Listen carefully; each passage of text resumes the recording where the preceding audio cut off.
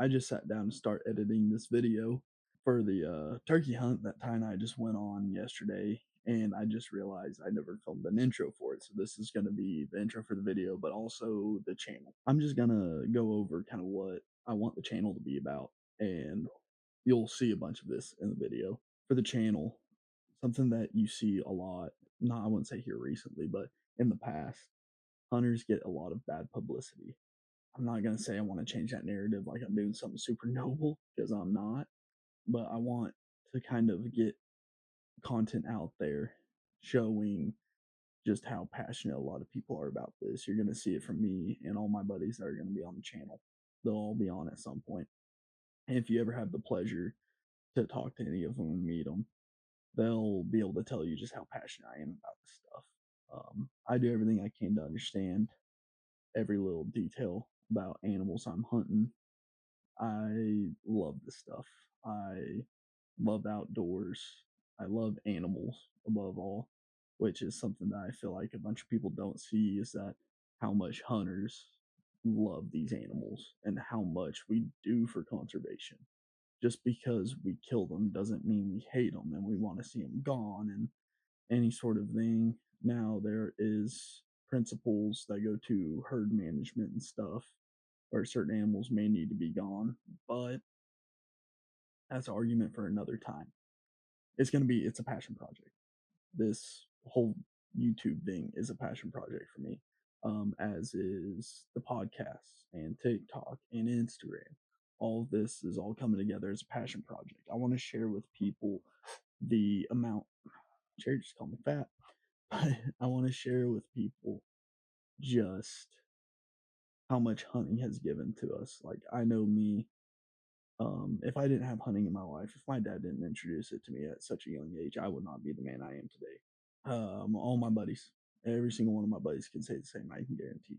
I feel like I can speak for all hunters and say confidently, no one would be the same person they are today if it weren't for hunting. It's something where if you can truly find it within yourself to see the beauty in it, you'll view a bunch of things in life differently. You start viewing a lot of stuff differently. It teaches you a lot of lessons that you can apply to life. And besides, like, this whole like monumental inspirational speech about hunting, I'm gonna leave that for another day. But I'm just kind of trying to give a little background where I'm coming from. I want people to be able to see that beauty. And I get some people have issues taking an animal's life, and I completely understand that. And I'm not saying you need to hunt. I just want to be able to offer a route that people can see where hunters are coming from and be able to maybe understand that sentiment of where hunters come from and share the values that we do.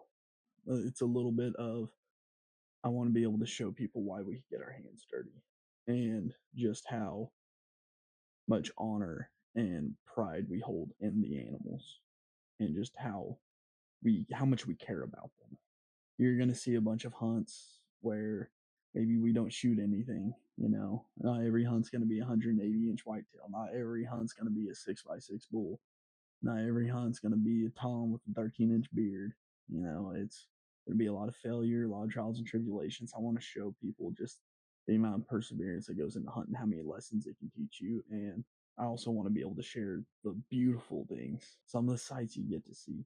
You see a side of the world 99% of people don't get to see ever.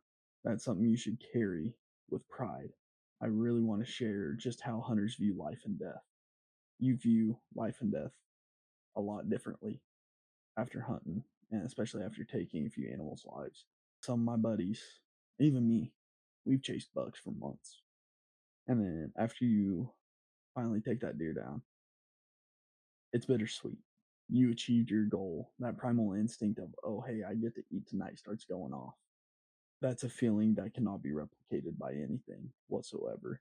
But also, you get the feeling of, I necessarily did not have to take this animal's life, but I interjected myself into the food chain and took this animal's life. That was me. I made that decision. And I wouldn't say it's a burden, but it's a weight you have to carry. It's definitely something that some people it doesn't come easily to. But I just want to be able to show why people do this. It isn't just to kill. There's so many more reasons behind it.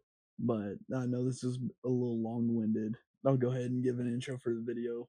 Ty scouted up some turkey throughout the week. We've had multiple plans to hunt them on multiple occasions, but it's late April in Oklahoma. If you know anything about Oklahoma in late April, we've had some nasty weather this year. So with it being on private land, we decided to keep pushing it back, pushing it back, pushing it back. We finally got a chance to go, and so we finally went at it, and we went at it hard. We aren't experts. You're going to see us make mistakes. You're going to see trials and tribulations. Personally, I am not a turkey hunter. I don't even claim myself to be. It's something I do in my free time, waiting for the fall to roll around when I can hunt the stuff I really want to hunt. Not saying I don't enjoy it. It's just not high up on my priority list and stuff I want to hunt. With that being said, you're going to hear a lot of bad calling. You're going to see a lot of bad decisions. It's just a part of us learning. So, yeah, that's pretty much going to be it. Welcome to the channel. Welcome to pack.and.track. I hope y'all stick around a while. I'm trying to keep my head poked out because I have a feeling like we'd be able to see them and slip back in. Time to pop out Onyx. Yeah, because that's... I imagine they're roosting either right in there or somewhere in there. Yeah. I don't think they'd go that deep. If you see them out here, I'm willing to bet. Yeah. So was he like in the middle of this open field when you saw him? So he roosts in the front, or not roosts, but struts around in the front a lot. But he'll come. But he comes strutting back through this field. Yeah, they head that way every time. Mm-hmm. But this rain is like, I don't know if it's messed up their schedule, because they haven't, the last 2 days they haven't been strutting around this field in the evening because it's been raining. I think. Well, there's two ways you can look at it. Either they're going to be wanting to get out and they're going to be super active, or they're still going to be like that. Yeah. So I think it's either boom or bust here. Either we're going to be covered up or nothing is going to happen. Yeah. Maybe they're just getting late today. It's foggy, overcast, could be. And then again, I don't know shit about turkey. I've gotten to the point now where, like, even hunting, like, when I went deer hunting down in Lexington, I was seeing deer every single time. Turkey, I hardly ever see them. I'll hear them. Yeah. And then they just, like, shut up. I don't get it.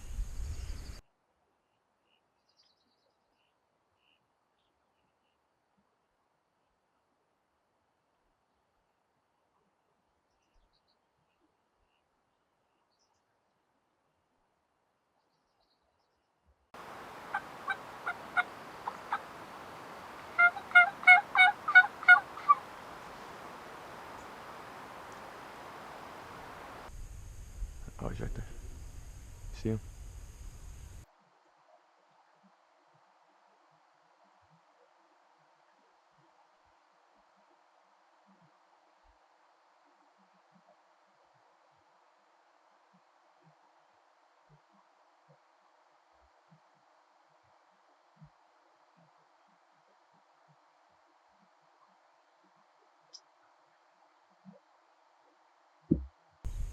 See him?